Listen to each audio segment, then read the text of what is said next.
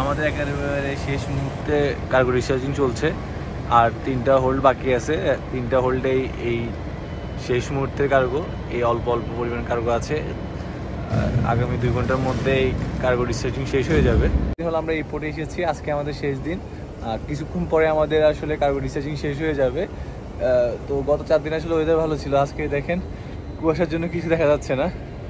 এই যে আমার পিছনে একটা জাহাজ আছে কাছেই, বাট দেখা যাচ্ছে না। যে আমার পিছনে আমাদের অ্যাকোমোডেশন সাইডটাও দেখা যাচ্ছে না, অনেক বেশি কুয়াশা, অনেক ঠান্ডা। তো 3-4 ঘন্টা পরে আমাদের আসলে কার্গো ডিসচার্জিং শেষ হয়ে যাবে। তার হয়তো 1 ঘন্টা পরে আমরা সেল করব, আবারও অস্ট্রেলিয়ার উদ্দেশ্যে রওনা করব। আমি এখন ফরওয়ার্ড স্টেশনে আছি, কুয়াশার জন্য আসলে কিছুই দেখা যাচ্ছে না।